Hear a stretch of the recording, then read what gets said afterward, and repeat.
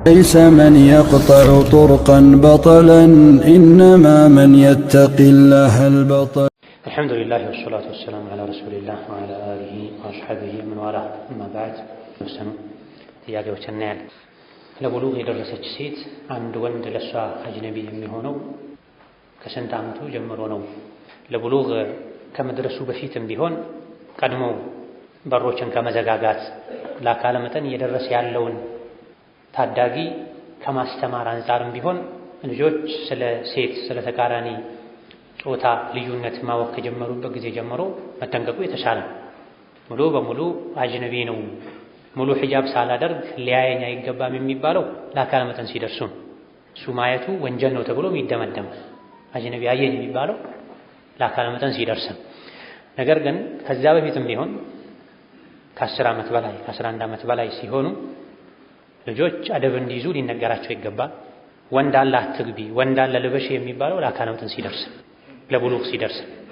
ሴቷም ወንዱም ለቡሉግ ከደረሱ ወንዱም ሴትን ከማየት መታቀብ አለበት፣ ወደ ሴት ከመግባት መታቀብ አለበት። ሴቷም ለአካለ መጠን ደርሷልና ያጎትም ልጅ ይሁን ጎረቤትም ይሁን ማህረም እስካልሆነ ድረስ ሒጃቧን መጠበቅ አለበት፣ መጠንቀቅ አለባት። ለአካለ መጠን የመድረስ ምልክቶች ምንድናቸው? 15 ዓመት መሙላት፣ ከአፍርት ገላ ዙሪያ ከርደድ ያለ ፀጉር መብቀል፣ የዘር ፈሳሽ መውጣት፣ እነዚህ ናቸው። 15 ዓመት መሙላት እንደ አካባቢው ሊለያይ ይችላል። የመጨረሻው ጣሪያው ነው የ15 ዓመት። በ13 ዓመታቸው በ12 ዓመታቸው ቡሉግ የሚደርሱ ልጆች ይኖራል። ካሉበት አካባቢ የአየር ሁኔታ አንፃር፣ ከአመጋገባቸው አንፃር፣ በተለይ ባለንበት ጊዜ የኬሚስትሪ ውጤት የሆኑ ምግቦች ልጆችን ቶሎ ለአካለ መጠን እንዲደርሱ እድገታቸው እንዲፈጥን ያደርጋል። ከዛም በተጨማሪ እንደው ቡሉጉ እንዳለ ሆኖ ለአካለ መጠን መድረሱ እንዳለ ሆኖ ልጆች ትምህርት ቤትም ሜዳም የተለያየ ተቃፋን ወደ ውስጣቸው እያስገባ ህፃን ልጆች እንኳ ስለ ተቃራኒ ጾታ የሚያውቁበት ሴትን የሚያወዳድሩበት ሁኔታ አለ። የ9 ዓመት የ10 ዓመት ልጆች ስለ ሴት መልክ ሲያወሩ፣ ስለ ሴት የሰውነት ክፍል ሲያወሩ ይሰማል። ስለዚህ የግድ 15 ዓመት አልሞላቸውም ገና ልጅ እኮ ነው 11 ዓመት 12 ዓመት አይባልም። ጠባዩ መታየት አለ።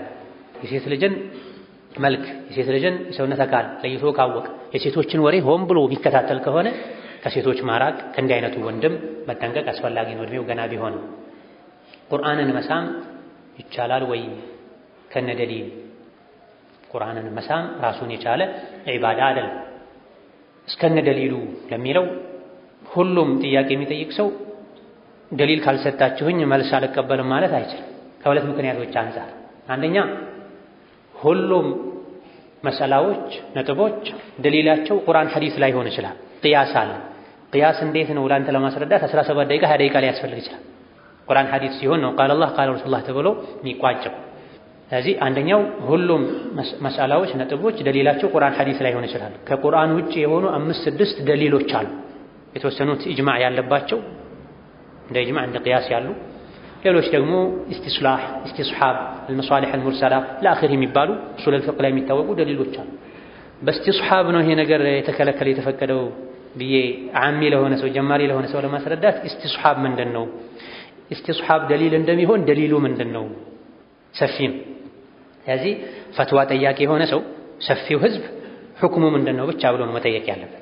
ኺላፍ ያለበት ሆኖ አወዛጋቢ ሆኖ ሁለት አይነት ፈትዋ መጥቶ ግራ ከተጋባ ብቻ ልቡ እንዲረጋጋ ማስረጃ አነጻጽሮ አላህ ዘንድ ያዋጣኛል የሚለውን ለመከተል ከሆነ ይሄኔ በዚህ ምክንያት እስከነ ማስረጃው ይላል እንጂ ሁሉም ጥያቄ እስከነ ደሊል ካለ በአንድ ጥያቄ 30-40 ደቂቃ ያልፋል። ተድሪስ ሲሆን ማስተማር ሲሆን ማስተማርና ፈትዋ ሁለቱ ይለያያል አካሄዱ። ማስተማር ሁሉ ነገር ተተንትኖ መሆን አለ። ፈትዋ ሲሆንሳ ሁክሟን ብቻ ብይኗን ብቻ መሆን የነበረበት ይሄ ነው። ባለንበት ጊዜ ግን ከዛም ከዚህም ፈትዋ ስለሚሰማ ይቻላል አይቻልም ያልክ ብታልፍ ሰዎች ጭንቅላታቸው ላይ ሺህ ነገር ነው የሚመላለስባቸው። ይሄኛው አይቻልም አለገለ ይቻላል ሰምቼ ነበር። ከዚህ ትንሽ ሰውን ከብዥታ ለማዳን በተወሰነ መልኩ ሰፋ አድርጎ ማብራራት ሊያስፈልግ ይችላል። አሻሂድ ቁርአንን መሳም ዒባዳ አይደለም። ነብዩ ሰለላሁ ዐለይሂ ወሰለም ቁርአንን ሳሙ አላሉንም። አንድ ሱሐቦችም ይስሙ እንደነበር አልተነገረም። ኢክሪማ ይስማል ተብሎ የለም ወይ? ለዚህ ሁለት መልስ አለው። አንደኛ ኢክሪማ ቁርአን ሳይጻፍ በፊት ነው የሞቱት። ኢክሪማ ቁርአን ሳይጻፍ ሙስሐፍ ሳይሆን በፊት ነው የሞቱት። አንድ ሁለተኛ ሰነዱ ላይም ضعፍ አለ። ስለዚህ መሳሙ ዒባዳ ነው ተብሎ አይደረግም። ነገር ግን አልፎ አልፎ ቁርአን እየቀራ በጣም ከመመሰጡ የመጣ ቁርአንን ቢስም ወንጀል ሰራህ እንለውም። ዒባዳ አይደለም፣ መሽሩዕ አይደለም፣ ወደ ዲን ወደ አላህ የሚያቃርብ ነገር አይደለም። ማየቱ ነው በተወሰነ መልኩ ዒባዳ ሊሆን ይችላል የተባለው። ምንም ባይቀር አንድ ሰው ቁርአን ገልጦ ዝም ብሎ ቢያይ የአይን ዒባዳ ይሆንለታል። ከማላ ያኒ በሌላ ነገር ጊዜን ከማሳለፍ ይሻላል። ወላጆችን ማየት ቁርአንን ዝም ብሎ ማየት በራሱ ዒባዳ ነው ይላሉ የሱሉክ የረቃኢቅ ሰዎች። እማ ቁርአን አንስቶ መሳም ጭንቅላት ላይ መስቀል ማስቀመጥ አልታዘዝም። ኪታቡን አንዘልናሁ ኢለይከ ሙባረኩን ሊየደበሩ አያቲሂ ወሊየተዘከረ ኡሉል አልባብ። ቁርአን የወረደበት ምክንያት ይሄ ነው። ቁርአንን ሰዎች ሊያነቡት፣ ሊማሩት፣ ሊረዱት፣ ሊያስተነትኑት፣ ሊተገብሩት ነው የወረደው እንጂ ግርግዳ ላይ ያሳምሩበት ውድ ውድ አልባሞችን የገዙ አያተል ኩርሲ፣ ፋቲሃ ያሉ ግርግዳ ላይ የሚሰቅሉ አሉ። በሺህ ቤት ገዝተው ቁርአን እንደዚህ አልወረደም። ግርግዳ ማስዋቢያ ሊሆን አልወረደም። ጭንቅላታቸው ላይ የሚሰቅሉት አሉ። ህጉን ከእግራቸው ስር ይረግጡታል። ሪባ አትብላ የሚለውን፣ ሴት ልጅ ሂጃብ ታድርግ የሚለውን፣ አትዋሽ የሚለውን፣ የሰው ስጋ አትብላ የሚለው ከእግራቸው ስር ረግጠው ትሄዳሉ። ቁርአኑን ወረቀቱን ግን አናታቸው ላይ ጭንቅላታቸው ላይ ይሰቅሉታል። ደግመው ደጋግመው ይስሙታል። ስለዚህ የሚጠቅመንን ነው ማድረግ ያለብን። የሚጠቅመው ማመን፣ በቁርአን መረዳት፣ መተግበር ነው። ይሄም ከማድረጉ ጋር አንዳንዴ ዒባዳ አድርጎ ሳይዘው ቁርአን ቀርቶ ሲያስቀምጠው በጣም ከመመሰጡ የምታዘም ብሎ ቢያደርግ ሱና ነው ዒባዳ ነው ካላለ ችግር የለም።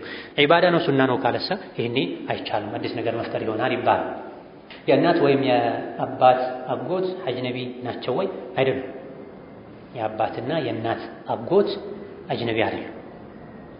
የአባት ወንድሙ የእናት ወንድም በሁለቱም በኩል ያሉት አጅነቢ አይደሉም። አጅነቢ የሚሆነው የእነሱ ልጅ ነው፣ የአጎት ልጆች ናቸው አጅነቢ የሚሆኑት።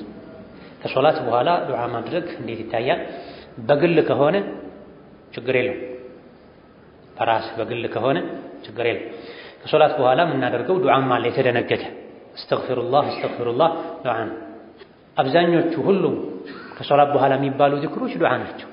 ምክንያቱም እነዚህ ዚክሮች የምናደርገው አላህ ወንጀላችን እንዲመረን ጀነት እንዲያስገባን ብለን። ዱዓ ማለት ይሄ ነው። ዱዓ ሁለት አይነት ነው። የልመና የቃል ዱዓ አለ፣ አላሁ ይማረኝ፣ አላሁ ይዘንልኝ፣ አላሁ ጀነት ያስገባኝ። የተግባር ደግሞ ዱዓ ነው። ሶላት ዱዓ ነው። የሰው ልጅ ሶላት የሚሰግደው የአላህን ረሕመት ጀነትን ማግኘት ፈልጎ ወንጀሉ እንዲራገፍለት ፈልጎ ነው። ስለዚህ ሶላት ራሱ ዱዓ ነው። ጾም ራሱ ዱዓ ነው። ሐጅ ራሱ ዱዓ ነው። ዘካ ሰደቃ ዱዓ ነው። በተግባር አላህን የለመነው ነው። ይሄን ማድረገው ገንዘብ ተርፎኝ ሳይሆን ለቂያም ቀን አንተ ዘንድ እንዲጠቅመኝ ነው ያልነው። በተግባር አላህን የለመነው ነው። አሻሂድ ከሶላት በኋላ ያሉ አዝካሮች ዱዓ ናቸው። አላሁመ አዕኒ ዐላ ዚክሪከ ወሹክሪከ ወሑስኒ ዒባደቲክ። ነቢ ዓለይሂ ሰላቱ ወሰላም ለሙዓዝ የመከሩት ሙዓዝ ሆይ እኔ እወድሃለሁ፣ ከሶላት በኋላ ጌታዬ ሆይ አዕኒ ዐላ ዚክሪከ ወሹክሪከ፣ አንተን ማመስገን አንተን ማውሳት ላይ አግዘኝ በላ ዱዓ ነው።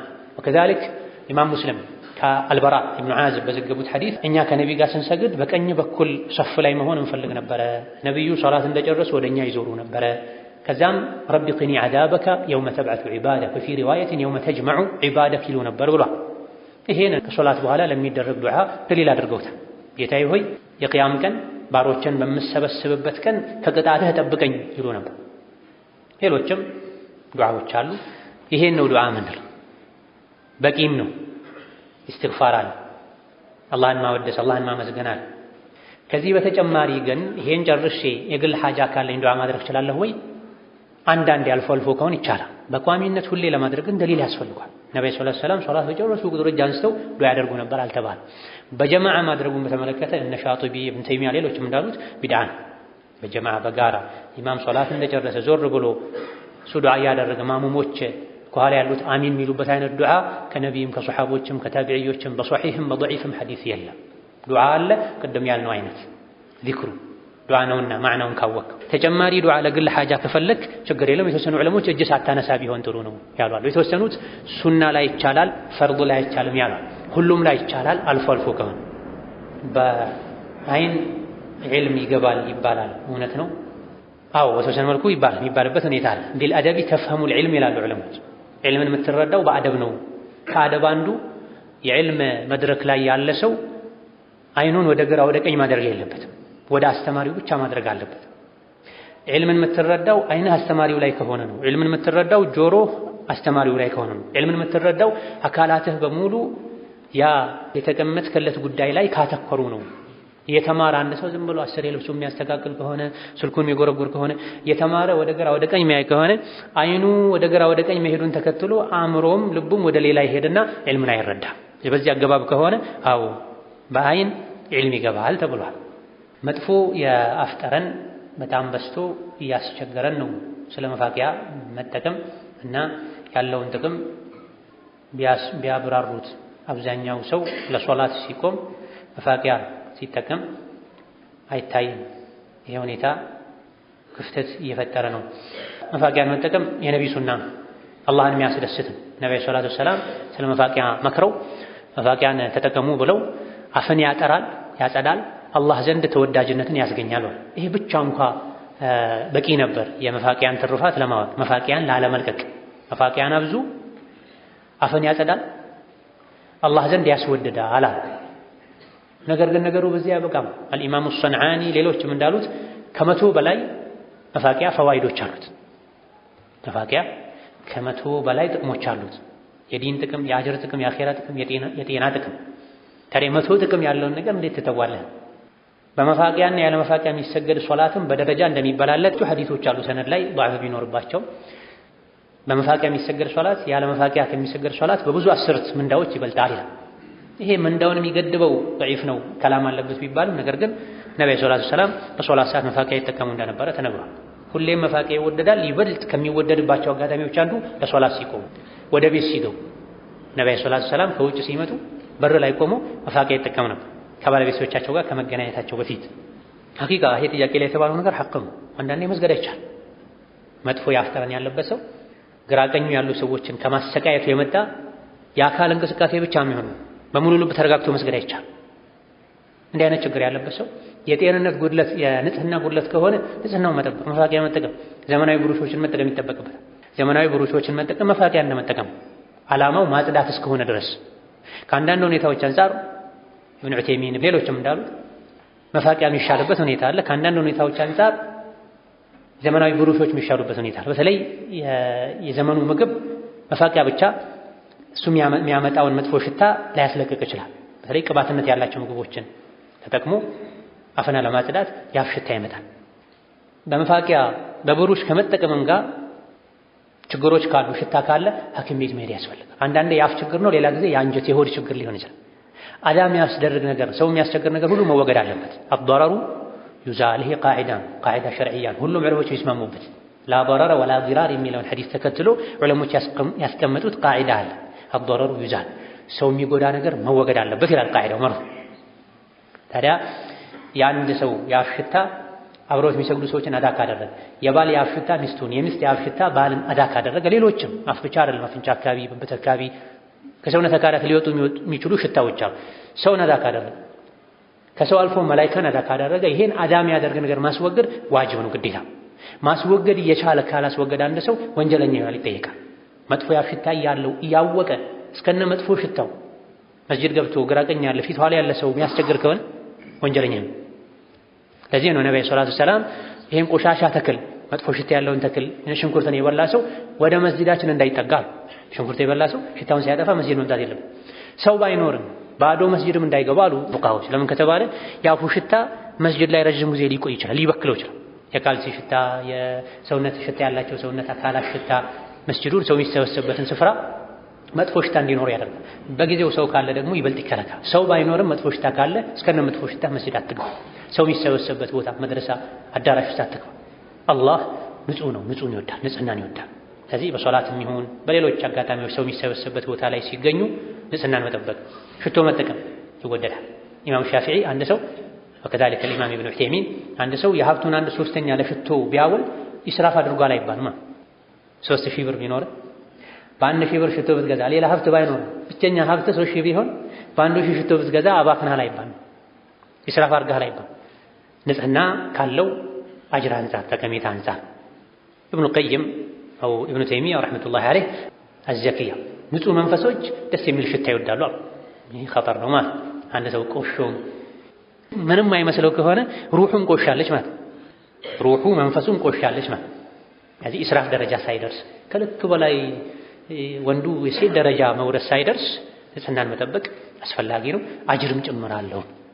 ለምሳሌ ሌሎችን አዳ ማድረግ ከታከለበት ወንጀልም ስለሚሆን ይህን ማስወገድ ይገባል። አላሁ ተዓላ ሌሎችን ለጊዜ መሳለን። ወሰላሙ አለይኩም ወረሕመቱላሂ ወበረካቱሁ።